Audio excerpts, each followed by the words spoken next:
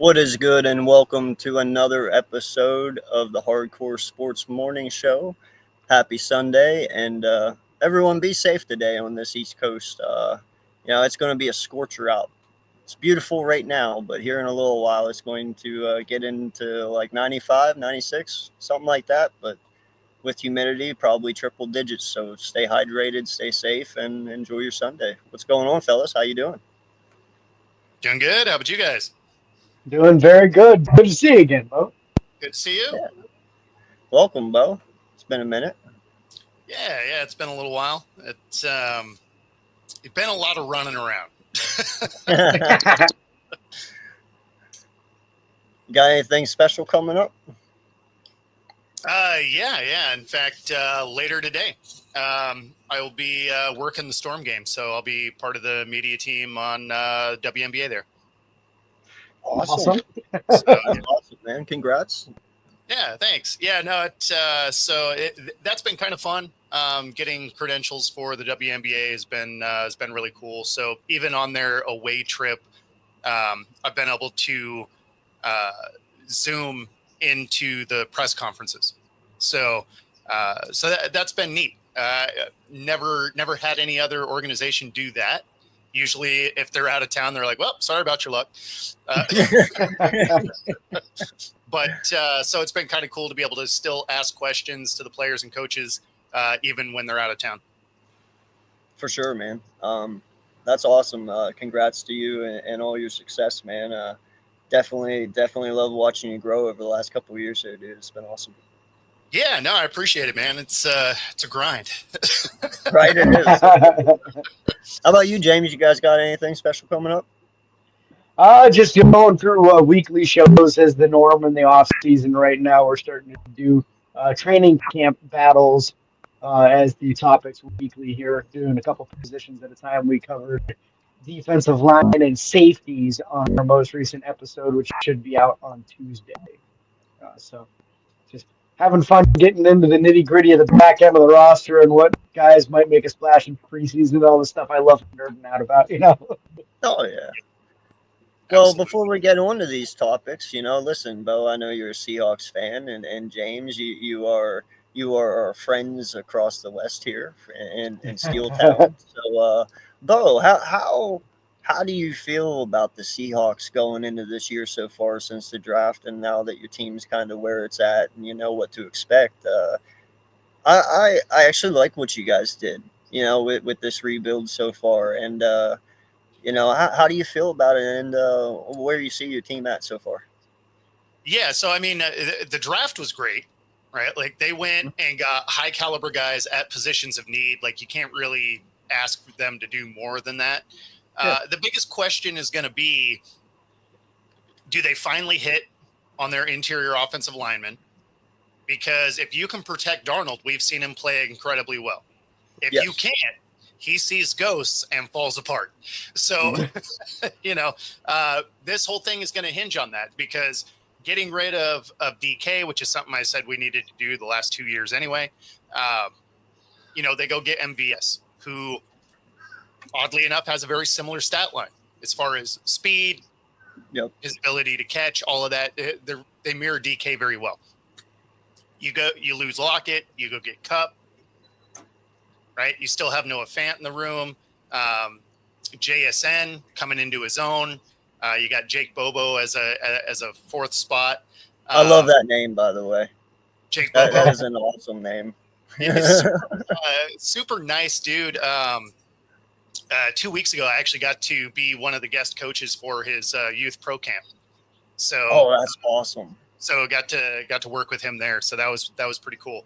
But yeah, no, I mean, I like the way this team is coming together. The biggest question is, can you protect Darnold? Because if they can, this is a very dangerous team. Defense looks good. The offense, being rebuilt, but looks good on paper. So, I mean, that'll be the biggest question. If Darnold can be that guy, then this team can do some damage. If they can't keep him protected, I mean, we've seen him play without protection, and it's ugly. I hate to say it, man, but I said it last year. I really feel like you guys are trying to recreate the Legion of Boom. Truly, Yeah. like your secondary, I give you a lot of credit. I love your corners. Mhm. I've always been a tall, lanky, physical corner guy. Yep. And you got uh 162, right? Isn't that Yeah, Witherspoon, I believe, is yeah, tall. yeah. And then They're Woolen, just nasty, bro. And even your yeah. safeties, they're just shout out to you, man. You guys know how to build a secondary over there. Always have. Well, and the thing that's funny, it's funny that you say they're trying to rebuild the Legion of Boom. Is that was the biggest thing with bringing in Emin Worry. Is he is that enforcer coming to hit you kind of safety, and so he Yeah. has some of that Cam Chancellor element that this team has been missing. I Yep. mean, when you think back to when the Hawks were really good, they actually gave the league video of how to tackle, right? They gave you the literal video that everybody emulated as far as tackling. Yes. And then what have we not been able to do the last like 3-4 years? Oh, tackle. I'm like, couldn't you look at your own video? Like, Yeah. So yeah, no, I mean, it'll be nice to have some of these guys that actually want to hit again, because that's been a thing. I mean, that's actually why Woolen got benched a couple of times. He wasn't tackling. That's wild to me because on defense, I feel like there's a really important element to being on the field, and tackling. That's tackling. One of those. No, and that's the thing, man. You can't deny Woolen's ability. You know, he is a tremendous talent, and actually he's tall too, isn't he? He's 6'1" as well, isn't he? Yeah, he's right there, 6 foot, Yeah. 6'1", something like that. I'm telling you, man, it's something about the tall, lanky wide receivers, dude. You know, I hate it because I've always Richard Sherman is my ideal corner. I got Truly, you. back in the day, like when he played for you guys, Richard Sherman was a beast, dude. Like that prime Richard Sherman is what you want in a cornerback, you know, and I love it. So Yep. I'm serious, man. I really love what you guys got going on there, and I hope Sam continues to play at that level he played last year in Minnesota. And I got a question on that, but I'll get to James. James, for you, bud. Yeah, you're the talk of the town at least this month. You know? I'm a lot more optimistic in what you guys just did than most people. I know a lot of people are really throwing you guys under the bus with this Aaron Rodgers thing, saying it's overblown, and I have a feeling it's going to. We'll get to it. How do you feel, sir, about what your team has done this offseason and where you're at going into the regular season? To me, I'm more excited about other decisions that they've made in other areas than I am about the quarterback position. So, for example, an issue that they've had for years now is having an issue at the wide receiver position of guys just deciding that on run plays they shouldn't have to block for the running backs. It's been an issue with George Pickens, with Deontay Johnson, with guys previous to that. Chase Claypool was notorious for it. A big 6'4", 230-pound wideout, and he just wouldn't block guys on the other side of the field. So making the move to bring in DK Metcalf as though it was somebody Bo really wanted to get rid of, it's somebody that Pittsburgh really needed because he's if for no other reason, it's for the example of watching him take a DB and put him into the first row of the bleachers. The young guys behind him on the roster need to understand that is the standard. Back to the Hines Ward days, back to even Juju Smith-Schuster of wide receivers owning that matchup in the run game. Whoever you're supposed to be blocking, take him and put him out of bounds. Even just get in the way enough to keep them from blowing a guy up in a blindsided manner sometimes is more important. With their focus on being run first, especially with Arthur Smith as offensive coordinator, you better block as a wide receiver. So I think that's a low-key, really important thing, but also sometimes addition by subtraction. Dan Moore leaving town as the starting left tackle is such a huge blessing because he was atrocious, man. The dude couldn't block to save his life. I think he gave up something like 8 sacks in the last 10 games last season. So why in the world somebody paid him $20 million a year, I have no idea. But just having him move on, having the first round picks at starting offensive tackle on both sides now, should be a big improvement just because it's got to be better than what Dan Moore was out there. On the defensive side, I made it very well known how much I was upset with the play of Larry Ogunjobi the last few years. I thought they overpaid him drastically. They never got more than 3 sacks in a single season out of him. He was making around $9 million a year, and then he was awful against the run. So I was over here screaming, "What in the world are we doing with this guy?" But all the mid-round, third-round, fourth-round picks they kept on taking, none of them were working out. So you had nobody who could march out there and make the investment in the first-round pick with Derek Harmon, automatically an upgrade over what they had there, which should help the run defense quite a bit. So I'm happy with that. And then the corner play opposite of Joey Porter Jr. has been kind of an issue the last couple of years, too. So although it's not a long-term solution, Darius Slay for 1 year, I'm also happy to see that in the room. So there's enough upgrades and enough different positions without getting to the quarterback play, which I expect to be a slight upgrade with Aaron Rodgers over Russell Wilson. I'm not in some weird camp where I think Aaron's going to throw for 5,000 yards this year and 50 touchdowns. I'm a realist. But if he gives us even the same stat line he gave with the Jets last year of almost 4,000 passing yards, 28 touchdowns, and 11 picks, that'll be the best performance Pittsburgh's had a quarterback in 5 or 6 years. So it'll be a huge thing if they can even just get the minimum out of what he had last year. And he played with a lot of injuries last year and really got beat up behind that Jets offensive line. So he's got a possibility of playing behind a cleaner offensive line with a lot of high draft pick investment. That seems to really be coming together now. So I'm optimistic. I think the floor remains the same in that 9 to 10 wins with a possibility of eking out a couple extra ones with a little better talent in a few positions. Yeah, it's funny because Vegas doesn't share the optimism. It's, Right? So before he signed, after he signed, it was plus 4,500. So he didn't move the needle at all. The biggest question for me is, you give DK the 150 mil, which fine, right? Like, I mean, dude is a supreme talent, no question. But a limited route tree, you don't really have a great guy on the other side as of yet. I mean, there's still some guys floating out there. So not to say that you don't pick somebody up before the season starts, but the biggest question for him is, can Tomlin get him to stop all of the after the play penalties that are absolute drive killers? Because that's something that here in Seattle, and why I've said that they need to move on from him, is those penalties had gotten worse every single season of his career, right? So it's not like, oh, he's a rookie, he's going to work through it. He actually got worse at it every year. It's like, man, that's not great. That's a bad trend. Well, and then he actually even got specifically asked about it in a post-game press conference. And, to paraphrase, because I don't remember the exact quote, but basically they asked, how are they getting under your skin? How are you getting out of control? And he's like, I'm perfectly in control.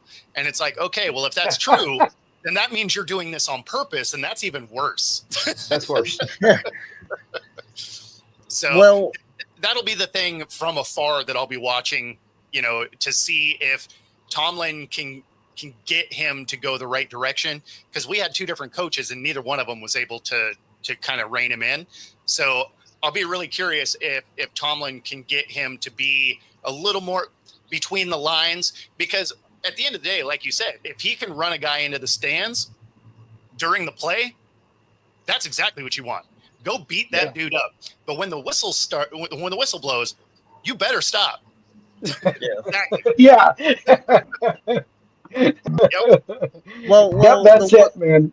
The one thing I will say, and I'm pretty sure James can agree with me on this one, is Mike Tomlin is very well known for being able to put caps on guys' egos.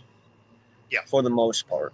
I give a lot of credit to that man with Listen, it was probably not the easiest job to keep the three Bs in one room. You know what I mean? The egos Hmm. just of those three men in general were insane.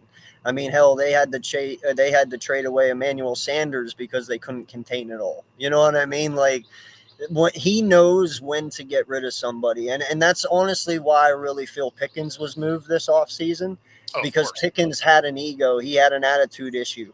Tomlin can handle attitudes, he can handle egos, but he knows when they get too big and too far that he can't do it, and he moves on quick from it. See, and And that's where I and I wish think he did that studying where he figured out that DK is probably a lot more manageable than Pickens is. You know what I mean? that's where I wish he would have kept Pickens, because they did end up with Rodgers, and if they start out slow, the I meltdown know. of those three guys would have been amazing. Yeah, yeah, but but in all honesty, James, do you not feel the three Bs is why you didn't win a Super Bowl? It was a real bad luck with health. We never had them healthy when the playoffs came along. It was always one of them or two of them were injured getting into the first round of the playoffs. So I feel like the egos weren't as much of an issue as the health was at the worst time. These Yeah, guys would play 15, 16 games, and then the playoffs came along. It's well documented the hit that Antonio Brown took from the Cincinnati perfect. Bengals Montez Perfect. Yep. That was going into the playoffs. That was the last Yeah, regular season game. He missed the playoff game. They lose because they had no healthy bodies at wide receiver. They were marching practice squad guys out there who had no clue how to run a route, I forgot that and was they so had late. no chance. That was what? I forgot that was so late in the year. Yeah, yeah. That was oh the yeah, no, last dude, game of I the regular remember. season. Yeah. I remember even Burfict came out like the day after. He was like, "Oh, he was smiling after I hit him. This is fake." And Antonio's like, "You'll know it's fake if I'm playing next week," and he didn't play. Yep. No. I remember that No. whole thing, dude. Dude, I hate. And in fact, in all honesty, dude, I am so far against Burfict. It's not even funny. I do get it's football, but I have seen that dude take cheap shots on so many people. It's not Uh even huh. funny. He was one of the most dirtiest people I've ever seen, man. That being Yeah. said, Brown probably was smiling because he just wasn't in his own head. He wasn't. He was knocked senseless. He was seeing birdies, dude. Yeah. Uh, Yeah, you're not wrong there. You're not wrong. Hey, what's going on, Tiger Stripes Media? Appreciate you, sir. And Alexander, he types in Ravens secondary is going to be insane. You That know, is. listen, we were going to get to that. That is one of our topics. So hell, we might as well just hit it now, shall we? Sure. Yeah. Javier or Jaire Alexander signs with the Ravens 1 year, 6 million. First and Yep. foremost, props to you. Very cheap, 6 million. I would have paid him 9. um, here's the thing. My only question, and we talked about this last week, can the kid stay healthy? Mhm. He's played what 7 8 games in 40. Yeah. So it's hard, but when he's on the field, man, he's I've already said it. He's probably the best corner in the NFL. Like no So one throws his way. No one will even look his way. He's just that dangerous, you know. so the question you have there, right, is they already have a couple of corners that are nice, right? Mm-hmm. Like, so this is just this is just the cherry on top kind of thing. Yep. But because availability is an issue with Alexander, why wouldn't you just use him as that nickel style guy? Because then he's not out there, for 20, 30 snaps a game, Yep. 40 snaps plus. Um, you use him as a nickel, so you get to save him a little bit. You already have two corners that have been doing the job. Like, they're great. So then when you go into a nickel coverage and you need a guy that can pick up that extra receiver, like that's the guy. And he's cheap enough you can use him that way. And you're not like, oh, I have to get him on the field because I spent a ton. Like, you could go use him in nickel and dime packages rather than rolling out an extra safety or something like that that's probably going to get torched. That's the way I kind of look at his acquisition. Is you already have two guys that do exactly what they're supposed to be doing. You add him, you don't need him every play. Yeah, and you can probably pick and choose a little bit too when you play him, right? He's a little thick. He's a shorter dude, but he's a thicker dude. Your other starter, Nate Wiggins, an extremely skinny corner. So maybe some of those times where you play a run heavy offense, you go a little bit more Jaire Alexander out there as a starting outside corner, and not as often with Nate Wiggins, and you can still slide him inside in the nickel situation and put Wiggins on the outside. Yeah, I like the versatility. It's all about, like we said before, AK, can he stay healthy? It's 100% can this man stay healthy?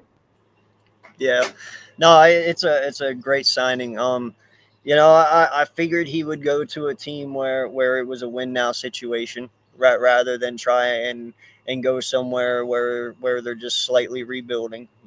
Or he definitely wanted to contend. And I understand that. Um, my whole thing is, can Baltimore do something with it? We have seen Baltimore be really good these last 5 years, and every year they always come up short. They always find a way to screw themselves. So, is this the year that they get over the hump? I can't necessarily say Alexander is that person to do it, but he dang sure is not a reason they won't. You know what I mean? Um, it's going to be very interesting, but that secondary is nasty. Yeah, I mean, so the thing is where they've come up short had nothing to do with their defense. Really didn't have anything to do with No. their offense. It fell on coaching. Like the Mm-hmm. fact that their losses have come when they've forgotten they have running backs. You have one of the nastiest dudes to ever do it, and then you just forget in the playoffs that he exists on the roster. You deserve to lose that game. No, I said it last year, bro. The moment when they were on the 1 yard line and they didn't give it to Derrick Henry, I said, "Holy shit!" I never thought I'd see the day I'd see someone else get Marshawn lynched. Yeah, That's literally what happened. You have Yeah. the biggest back in the NFL, and you don't in your mind for 1 second think, let me just let him get 1 yard. If Derrick Henry can't get 1 yard, then you just were destined to lose. You know what I'm saying? It just is what it is. yeah. But you literally Derrick Henry the man. I never thought I'd see that. I thought everyone. Sorry, I don't No, no, mean to no. bring Like that up. yeah. I mean, I loved Marshawn Lynch, but that was outrageous, and I'm glad he walked over and laughed in your coach's face. Seriously, like it was the stupidest thing I've ever seen. Well, this is right there with it. You know what I mean? It I is. mean, all things being equal, situationally, it made sense because you only had one timeout, right? So they need one of those needed to be a pass play to use all four downs. So, like situationally, it actually made sense. You think an in-cutting route, worst case, is an incomplete. You don't think your Yeah. dude just going to get blown up by the safety and an interception like that. That's not what goes through your mind on a slant. Yeah. Well, Melvin and, Gordon made and an and amazing that's why I brought up the thing last week, and I said, listen, I understand when we look at Baltimore, when we look at the Bills, when we look at the Niners, when we look at all these playoff teams right now that have been in the playoffs the last 4 years. I understand that they have Josh Allen, they have Lamar, and this and that, but in the end, it is about winning. Okay, like let's not mistake it. It is what it is. Okay, I mean, that's why you if play. they're not winning with these guys, in my opinion, Harbaugh, the Bills head coach, the 49ers, all these guys, they're on the hot seat this year, man. They've had 5 years to win a ring, and they haven't gotten anywhere with it with the weapons that they have. And last year alone, that was Baltimore's shot. That was the Buffalo Bills shot because Kansas City's offense was so bleak. You know what I mean? That was their perfect chance to take over that whole AFC, and they couldn't do it. When you can't do that, to me, I don't care what your win loss record is. If you're not winning that final game, you're on the hot seat, man, because they can always find somebody who can. Hell, we fired Doug Peterson, turned around, and we have two Super Bowls even after Doug. It can be done. Just because people win does not mean that it's the end all be all. Your team is still your team at the end of the day. You're just replacing the head coach. No one's saying you're getting rid of your team. They'll just find someone who can finish. You know Yeah, what I'm I don't saying, think you right? need to get rid of Harbaugh though. Like, I don't think it's that. I mean, this he's won a ring. Like he's coached at a high level. I just don't know what it is. The last couple of years getting into the playoffs, where he completely abandons the run game, when in both years they've been in the top 2 of rushing. And isn't that what his offense is based on? Rushing, It sure is. right? Yeah. So Yeah. that's that, Yeah. but that's what I'm saying, bro. I understand he's been there since what 2006 or 7, I think, right? Yeah, he's been there quite a It's while. been a long time, but there is just sometimes you age out of it. Just even with that team, I'm not even saying he still can't coach. I'm just saying maybe Baltimore's not his place anymore. You know what I'm saying? I Like mean, it's Tomlin's tough to getting say there, that. and even James. It's tough to even say that for Tomlin, but Tomlin is one of these guys we were talking about. He is 18 seasons winning. I can't even believe it. I respect the hell out of the man. But there is a time where I'm looking at this saying Tomlin's time is that's hard to say. Tomlin's time is up in Pittsburgh if he doesn't start doing something here soon. And it sucks to say, but it is what it is, man. Yeah, I mean, so I'm with you a little bit, except it's tough. I guess my perspective is I've been a Seahawk fan since the 80s. For So sure. I watch some bad football. So I will take a perennial contender over he hasn't won past this round of the playoffs. We should fire him. It's like, yeah, well, you better hope that you get somebody that's also good, because otherwise you just got rid of a guy that for 18 years hasn't had a losing season, and now you might be stacking a bunch of them because you guessed wrong. So, I mean, there's a funny thing about the playoffs, and Eli Manning made a career of it, is all you got to do is get in the dance. You don't have to be great getting there, right? Like if you can get in, anything can happen, right? Yes. They took a team that had a decent defense and beat the undefeated Patriots, right? At 9 And and then, 7. Yep. yeah. So I mean, like that's my point. Is you can do it, but you do have to get in. And so getting rid of a guy like Harbaugh or Tomlin when you are in the mix every year, man, that's a tough one, because if you aren't in there the next year, your fan base is going to lose their minds. I understand that, but we've also seen a lot of in history. It's happened all the time, man. Everyone gets rid of their coaches eventually. It just is what it is, Sure. whether you Usually age out or not. though. Huh? Usually because they fall off a cliff. Like Peterson went away because, they went to the Super Bowl, and then 2 years later, like they were grasping at straws for wins, and so they're like, yeah, okay, you're out of here. That at least makes sense. Okay, so let me ask you this then. So, and we're going to use James. We're going to use your coach as an example, just because of where he's at in his career and because of 18 straight winning seasons. Okay, so let's say Tomlin's got 5 years left that he wants to coach. Okay, in those 5 years, he does exactly what he's doing right now, but only what he's doing right now. And then he comes out 5 years from now, he retires. You're going to have to start over anyway. Yeah, So but you're that is going to happen. But you don't win in those 5 years. So you just want to sustain that winning culture for the next 5 years only just to say we won for 5 years? I mean, if you're the ownership group, you absolutely do, because you're getting paid that way, because everybody keeps filling the stadium. But also, yes, because the last thing you want to do is come out and be a 6-win team because you grabbed a coach that didn't work out and doesn't work with your personnel. And besides, you're foreshadowing anyway. You're assuming that there's nothing he can do to win a game in the playoffs. So no, I mean, I'm not saying that. That was just an example, just off no, of but if you off already of what know. it is. If you already know you're not going to do anything, then sure, that's easy to say. Yeah, we should move on because we already know, we can see in the future and we're never going to do anything. Sure. Yeah. In that scenario, why not? But we don't get the crystal ball. Right. And so at the end of the day, you can't win a championship if you don't get in the playoffs. It's funny how it works that way. Yeah. So, I'll take a guy that can consistently get me into the playoffs, then try my luck at somebody that I have no idea, because we watched some coaches get hired this year that I don't look at those hires and be like, you know what?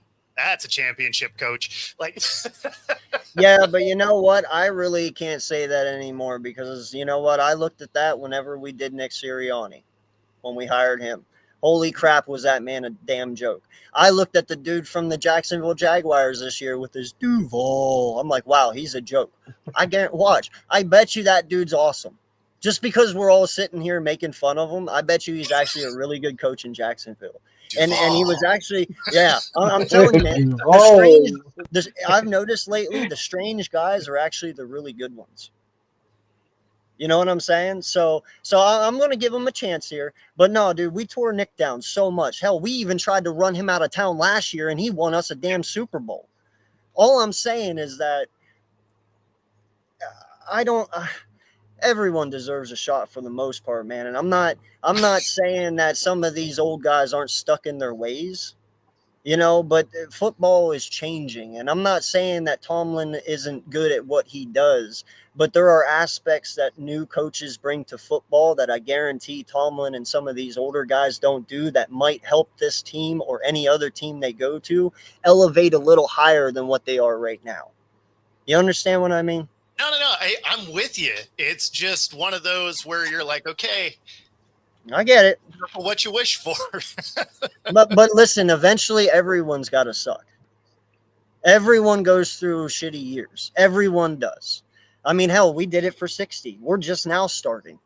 We started out crappy. You know what I mean? Like, it is what it is. But now we just are now there. Yeah, Pittsburgh we had their years.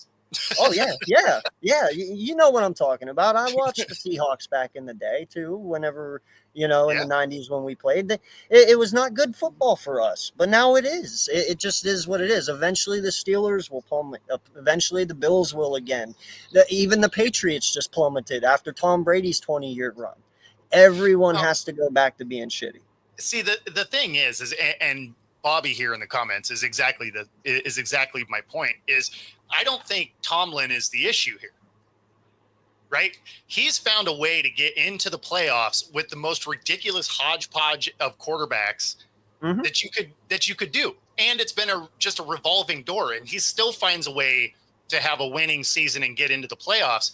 For sure, I don't think that's a coaching issue. If anything, he's coaching these guys up. If you're getting into the playoffs with Trubisky and Rudolph, and you have Wilson and, fighting for his spot. And I mean, there's so much chaos around the quarterback position, which we can all kind of agree is a pretty important spot on the field. Yep. He's still finding his way in. That's not a coaching issue. Shoot, he figured out a way to get the Steelers into the playoffs with Duck Hodges starting quarterback.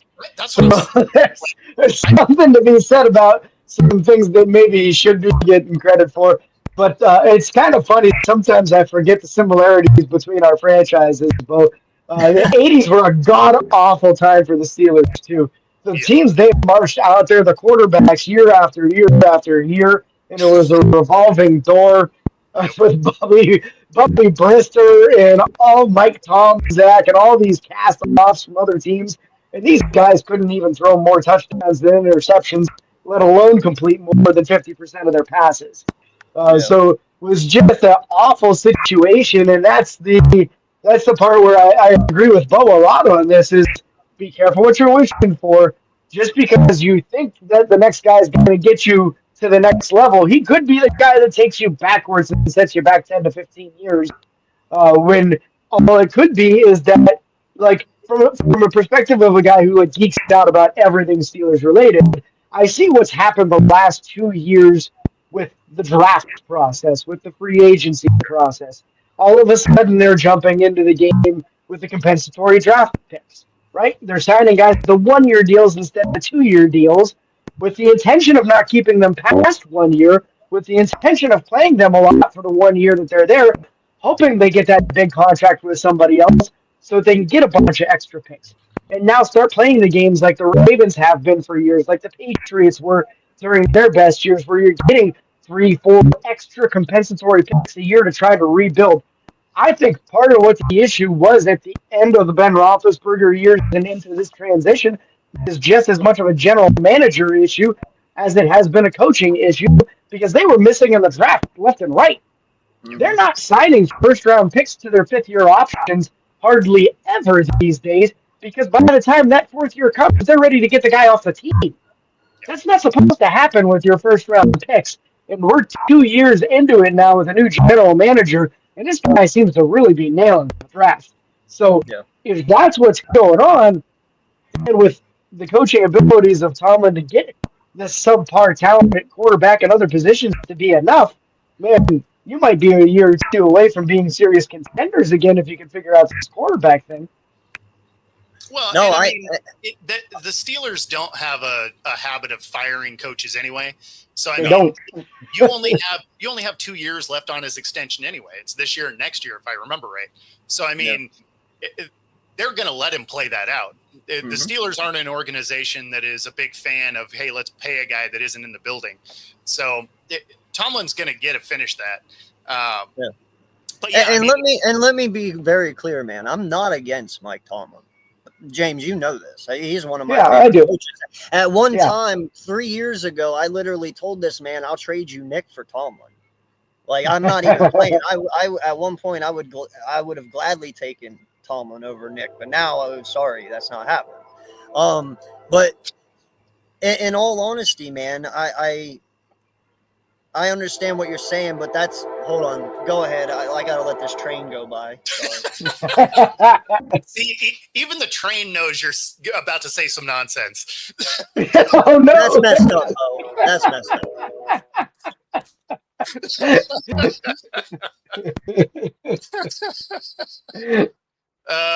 No, I mean, I get that people are frustrated with being stagnant at a specific spot, but when you look at the things that he's having to coach through, I don't know that another coach makes that situation better. Like when you don't have anybody throwing the ball, I don't care how good of a coach you are, you're not going to win a lot because that is the most important spot on the field. That's why they get the big money. So when you got a bunch of just like, and with the last pick in the backyard, I guess we need that last player. Like that's been their quarterback room. Yeah. Okay, now this is the nonsense that I was going to say. Actually, this is where I fault San Francisco's front office and GM and the Steelers because we hold these head coaches in very high regard and we respect them, what they can do at a quarterback position and how they can coach guys. That you give these guys just okay talent and they get you into the playoffs. What I'm saying is imagine what Kyle Shanahan could have done if he had a Dak, if he would have got to be able to trade, brought in somebody way better than Purdy. Like give him actual talent at a position of need that we all think is very important. And the 49ers would have easily won already. That kind of goes for the Steelers. Not only do you guys not focus on round one this year drafting a quarterback when everyone was saying to do it because for future, whether you got Aaron Rodgers or not, you guys didn't do it. And I'm not mad at Tomlin for that. I'm mad at your front office for that. And the same goes for the Niners. Like, if you guys just had that talent, you would be pushed over the hump and you would be able to make that challenge. And that's why they went out and got Aaron Rodgers this year because they feel he might just be able to just get them over that hump. But the Niners, you know what I'm saying? Like, I think they take pride that these guys are so good that they can just give them limited talent and think they can make, you know what I mean? I don't know that you can bury Purdy like that. Like, he was injured. They had Christian McCaffrey actually take snaps for a couple of plays. Like, I don't know how much more you would have wanted these guys to do. They got hit with some injuries that was unfortunate. I mean, as a Seahawks fan, I like, them to not win, but don't want them hanging a banner on us. But no, I mean, and I got to give John Lynch in that front office an amazing amount of credit because they guessed super wrong on Trey Lance. And they just said, you know what, we guessed wrong and kept it moving. Rather than double down on it where you see a lot of GMs do it and ultimately get fired. John Lynch was like, hey, you know what? We guessed wrong. Dude's hurt. Like, I don't know. And moved on. So I actually give the Niners organization a ton of credit in that way. But no, I mean, I don't know how much more you would have asked Purdy to do in that situation. Like, he tore his shoulder up. Like, it's hard to throw the ball like that. Yeah. And I gotta say, I'm not talking just last year alone, man. I mean, I'm talking the last 4 years. If there was even Russ would have maybe. Now I can't say I'm just using Russ as an example for a talent level. Even a talent level as Russ would have benefited better for Shanahan in that way because of the experience and the talent that he brings to that position. You know what I'm saying? Like, just. No, I get that everybody wants an elite quarterback. Like, I understand that. And that's why I'm saying they haven't really tried to even draft one in the first round over the last 4 years. Like, and even Pittsburgh. So there's 32 teams. There's 4 elite guys. Like, not everybody gets one. So you have to do it with the guy you got. Mm-hmm. And my big thing there is that the worst thing you can do when trying to get a quarterback is reach for one just because you need one. If you evaluate the quarterback position in the draft and you say, well, I like Cam Ward, he's a great number 1 quarterback, but after that, it's a big drop-off for me. Taking a quarterback in round 1 would be a huge mistake when you have lots of other holes to fill. In one of the biggest ones for Pittsburgh, they let the Ravens run 300 yards on them in the playoffs. 300 yards. They had to upgrade that defensive line position, and Cam Hayward could retire after this year. They might need 2 starters on that starting defensive line front. So to just ignore that, to pick a quarterback that was basically 2nd or 3rd round talent in the 1st round and avoid getting a guy who, for example, of Derek Harmon, led the entire college football last year in quarterback pressures from the defensive line position, missing out on a talent that has that kind of capability, who can start day 1 on the defensive line, which you need so badly. Like, what are you going to do? Go draft Shedeur Sanders so he can speed all over town and get tickets and skip his court hearings over and over? Like, that would have been a devastating mistake. It would have been a worse selection than Kenny Pickett was, and Kenny wasn't a very good selection. Yeah. No, I get it, man. I get it. Hey, I got to bring the questions to the table. So don't shoot That's it. You know? Heated debate is good for views, brother. 46 people seem to like it, so. Hey, there you go. That's it, man. Well, man, you guys keep bringing up the tab, so we might as well just keep going, you know. Shedeur with his going 101 and stuff, and getting in trouble and missing court dates. And listen, I'm just gonna say this for what it is. I understand why he fell in the draft. I get it. Okay, this doesn't help your case any. I'm just gonna say that just even kind of solidifies it for me even more. You claim to be a legendary football guy. Well, then focus on football and not going 101 miles an hour. You know, do what you're supposed to do, man. And if you get in trouble, go to your court hearings and take your punishment, or do what you got to do. At least show that you care. You know, like. It's crazy, man. It's crazy. I'm baffled. Some of these kids, you can really tell they were growing up with a silver spoon in their mouth. Nah, so it's the last part of it that's the issue for me. I remember being young and speeding all the time. Yeah. So like I got clocked by State Patrol at 162 miles an hour. So like I get it. What were you driving, Bo? I had a Firebird at the time. But that being said, you go to court. Yeah. Take your lumps, man. We all got to. Yeah. So, I mean, like that's the biggest thing. Like, again, he's a young kid. He has a supercharged Ram truck. When you think of the horsepower of really all the new cars, it's easy to hit 100 miles an hour without really noticing it. Like, if you put your foot in it, like, you get there like that. So it's not like the 80s junk rockets that we all drove that if you wanted to get to 100, it took a minute. Like, you were trying, you were burning your toes on the dash and like, just pushing the pedal through the floor. These things can get there on an on-ramp. So, yeah, I don't put a lot in that. You're just like, okay, yeah, you got a high horsepower rig and you jumped up to speed, like it happens. Not going to court, obviously, that's the issue. That's the big issue there. He has the money to pay the added insurance, so it's not like that was the thing. For me at the time, I was just like, oh, this is going to be expensive. But for him, that's a drop in the bucket, right? So, yeah, I mean, the speed, I'm not that worried about. The not going to court, that's a little bit of an issue. Outside of that, though, he's actually been really quiet once he got in the building.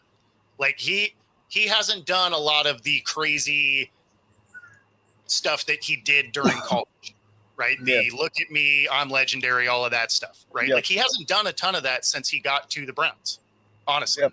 So, I mean, he's been doing really everything they've needed him to do until this, which is why this is such a big story. Because if he was flaming out, every outlet would be absolutely barbecuing him. Yeah.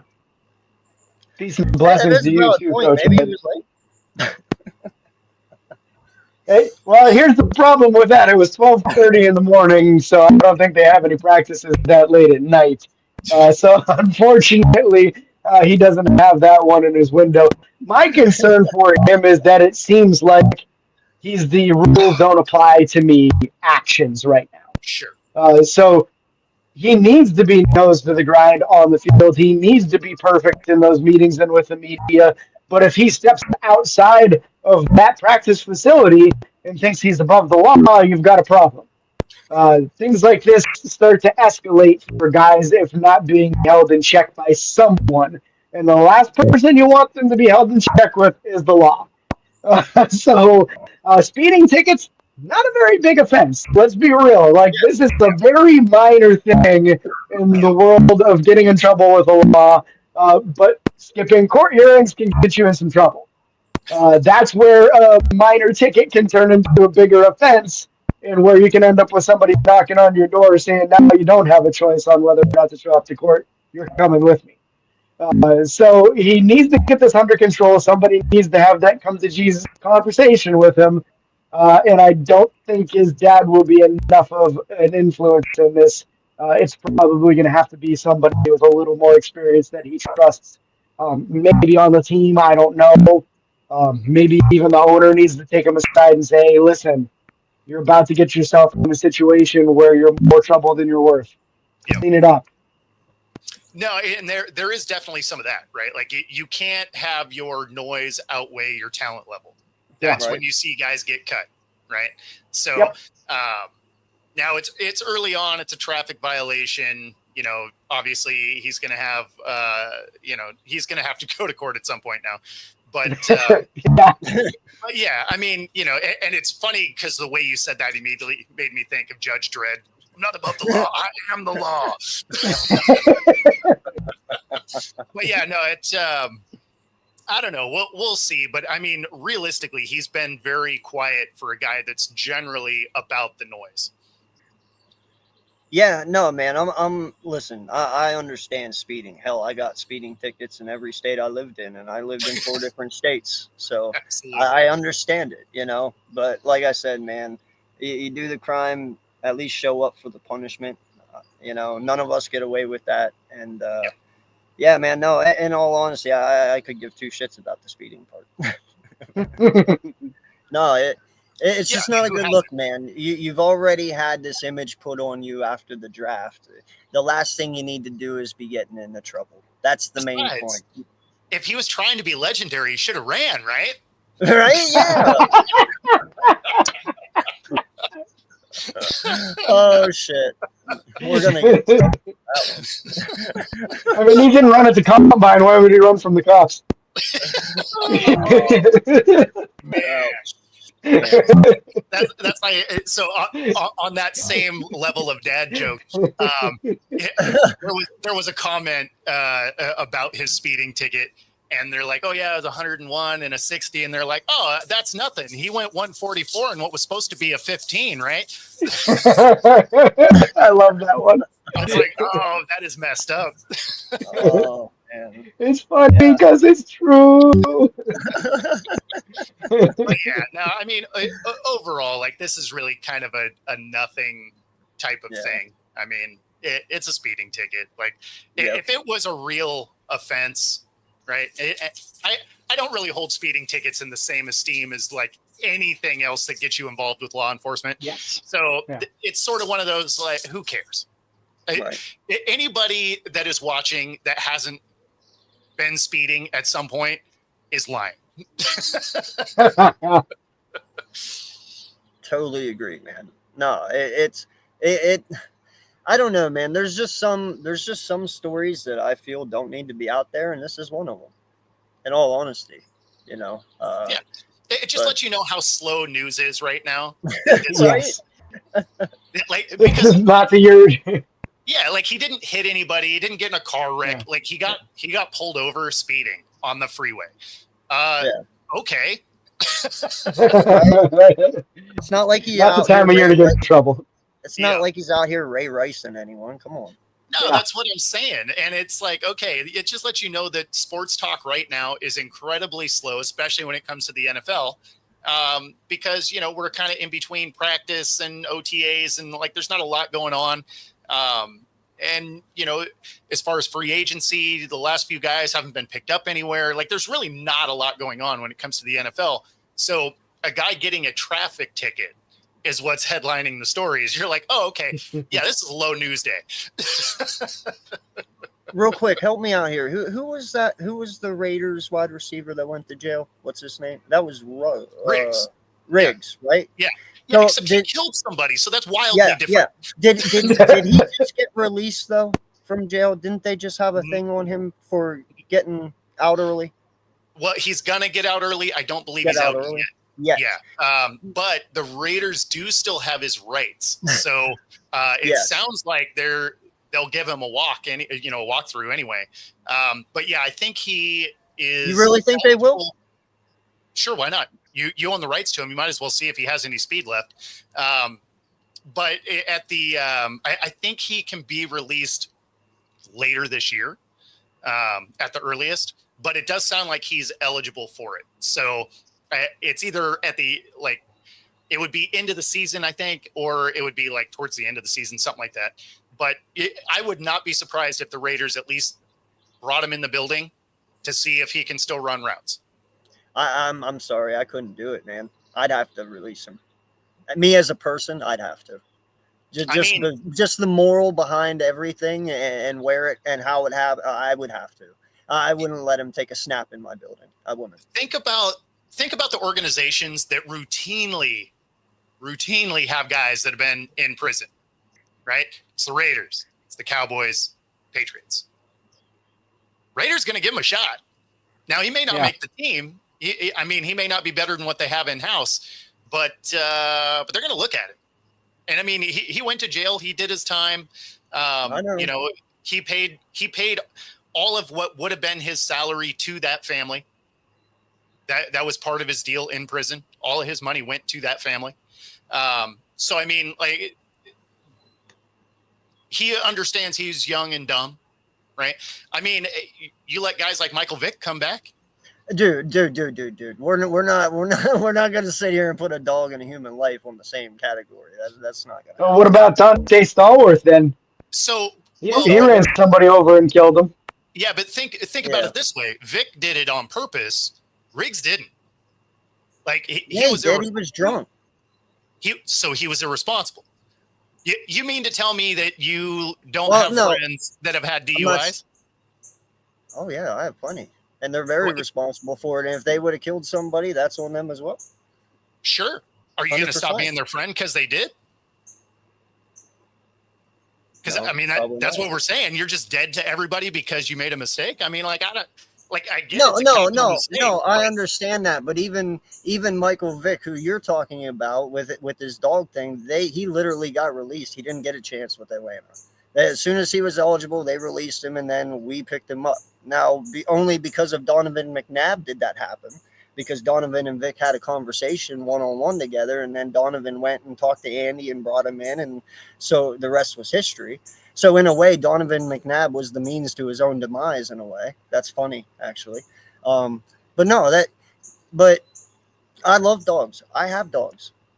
All right, but I don't look at that in the same realm I do believe it is wrong what Vic did, 100%, and it is his fault, and he did do the time, and that's why I do respect him, because he was one of the first players to ever actually own up to his mistakes without arguing and bitching and whining and complaining about it, and he took his lumps and did his time. So But should Ray Lewis have not been able to come back to the league? that was never proven that he did it. I can't. I mean, I can't there listen. are Me and you plenty- now. Listen, I are can plenty think of one way. guys. Did OJ Simpson do it? Oh, I believe he did, but he was found not guilty. Do But I he wasn't believe playing Ray anymore Rice? by then. I know, but do I believe Ray Lewis did it? I mean, he might not have done it, but I damn sure think he had something to do with it. But he was proven not guilty, so I can't really do anything about it. But how I believe in what is proven is two different things. Yeah, well, but again, like this isn't Hernandez where he went out and killed a person, right? No. Like I'm gonna go and do this thing. This wasn't premeditated. He got drunk, did something stupid. Yeah. I don't know that you barbecue him for the rest of his life because of a mistake. Obviously, worst outcome possible, right? I don't know what you But mean by again, barbecuing him, because I didn't say nothing about that. If you release him, I'm damn sure certain someone out there is going to pick him up. I'm just So saying I wouldn't do it on my team. so why release him if he's gonna be in the league anyway? Why would you give up on what could be a good talent? Like again, he was a high draft pick. Like if he's gonna go to the league anyway, why But wouldn't you want him on your It's team? okay. It's okay because listen, this is personal. How we both believe personally, and Oh, no one can I'm change just that. I'm just explaining my side to it. no, Like no, no. I'm just me personally, I wouldn't do it. I don't care how good the guy is, because I can always find another him. You can always find another him. There's always good wide receivers out there. He's not the cream de la creme. You know what I mean? I don't care. I can move on from him, and you can find somebody else. Who's to say even the ones you have right now aren't better than him? So it doesn't matter to me. I'd rather just not have that headache on my plate to begin with, and just not eat, because everyone knows what he did. Everyone in the locker room that is there knows what he did.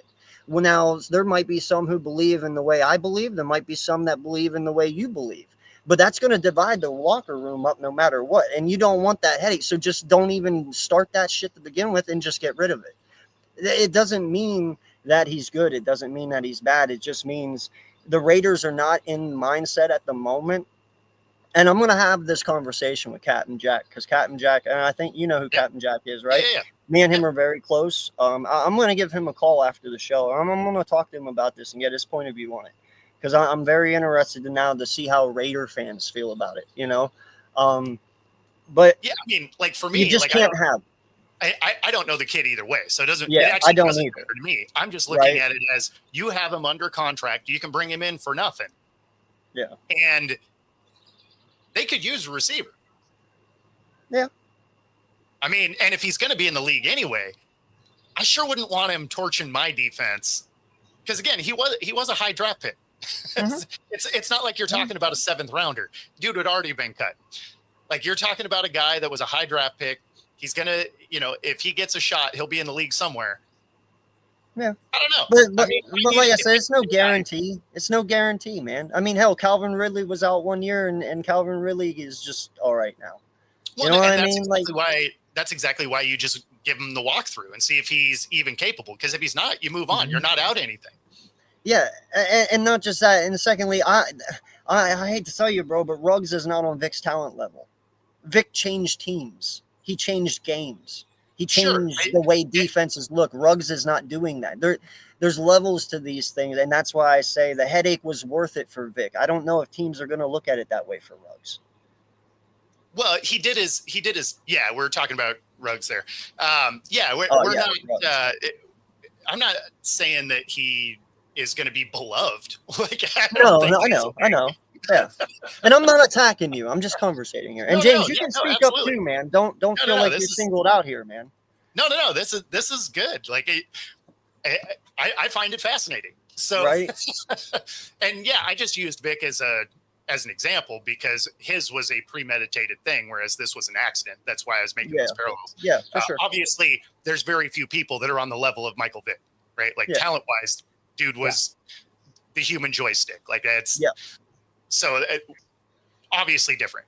That being said, he was a high high draft pick for the Raiders. So, I mean, again, for me, because let's be honest, the league doesn't care at all. They don't. No, they don't. Like you could burn a church down, and as long as you ran routes really good and got open, a team will give you a shot. You better be careful. Hey, you be careful saying that. They might come after you for that. At the NFL. Mean, hey, but it is true. You're not stating false shit. These guys can literally commit murder. If you are a mega star, they will figure a way to get you out. They will. Yep. No. Yeah, literally, sometimes the difference between a guy getting kicked off a team and not is whether or not a camera caught his crime on, and we get to see it. That's exactly it. Would Ray Rice still be in the league had we not had video of him beating the living bejesus out of that girl in an elevator? Probably. All it is a battery charge, and we know nothing else. I bet you he's still in the league.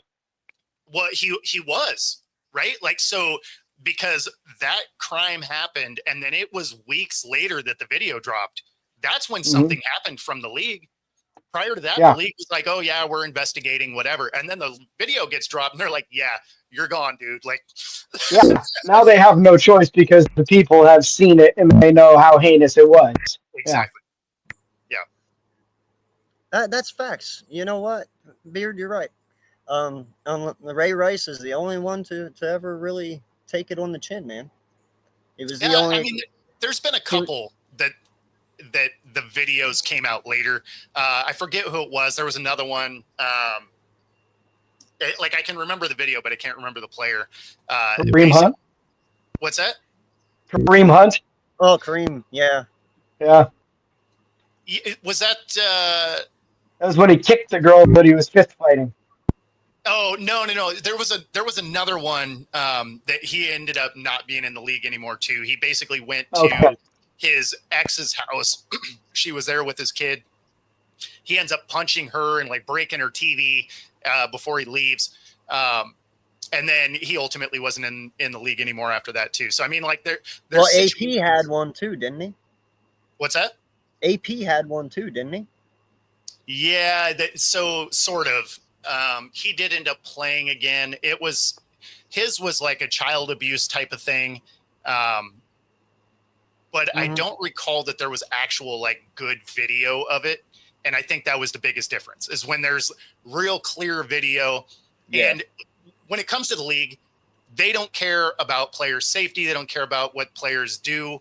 They care about protecting their brand. As soon as it comes after their brand, you're gone. If there's no video evidence and it doesn't really taint the brand, you could be the best convict ever. They don't care. As long as your product is good on the field, awesome. But as soon as there's video and it tarnishes the brand, you're out the door. Yeah. No, it's amazing, man. They're kind of the mob. Oh, there's no kind of. All right, they are the mob. They are the mob. Yeah, they print money downstairs. Like they're a non-profit. Figure that out. Right. Yeah. So the last one we'll end with here is CJ Mosley retiring. Listen, I give the man props 100%. Sticking with the Jets his whole career, dude. That's amazing. Okay, I don't know how he did it, but I'll tell you what, fantastic linebacker, man. Definitely a good guy, and definitely one hell of a football player. So they definitely are going to be taking a shot there, but hopefully they did the right things to fill in that hole. Yeah, he started his career off with the Ravens, right? He had, it looks like 4 Pro Bowls with the Ravens before moving over to the Jets. But a really nice career from CJ Mosley. And as near as I can tell, he gets to retire as one of the good guys, right? I don't ever remember him getting in any trouble. So props to him for one heck of a career. 5-time Pro Bowler, 5-team second team All Pro. That's one heck of a resume. The good way to wrap up the convict conversation. If you're watching a comedy after a horror film so you don't get nightmares. Is that what we're trying for here? That's what we're going for, yeah. That's awesome. Yeah, I mean, a good career. Unfortunate that he got saddled on the Jets. Like that's, Yeah. he was part of one of the best defensive units, right? I mean, they could never figure their offense out, but they routinely had a top 5 defense, and he was a part of that. So I mean, Yeah. Yeah, definitely, definitely. But like I said, he never whined, bitched, and complained. He did it, man, and that's what's impressive because it had to have been hard playing for the Jets. I'm not gonna lie. You know what I mean? Just not going anywhere and knowing that you're a really good linebacker. I probably would have wanted out. I'm not gonna lie. So just props to that too, man. Just sticking where you were. But yeah, guys, definitely. I appreciate you coming on today. I won't keep you any longer. We're a little over an hour here. But yeah, Bo, James, shout out your channels, guys, and we'll get out of here. yeah, go for it, James. So Steelers by the Lake is where you'll find me, whether it be YouTube, on Apple Podcasts, Spotify, anywhere you find podcasts, audio, video. That's where you check us out. We usually do a new show every weekend, usually available Sundays or Mondays. This week it should be Tuesday where the new one's out. Yeah, and then for me, you can check me out on my YouTube channel at Football-Talk. And if you're here in the Pacific Northwest, I will see you at the Storm game tonight. So be sure to say hi. All right, and Bearded, yes, we did already talk about Alexander. That was kind of towards the beginning. So yeah, no, that was a really good move for the Ravens. But yeah, until next Sunday, guys, appreciate you so much. Y'all have a great rest of your weekend. And like I said at the beginning, if you're on the East Coast, stay inside in the AC. If you go outside, definitely drink a lot of water because it's going to be a scorcher today. So have a good rest of your weekend, and until next time, peace out, guys. Peace.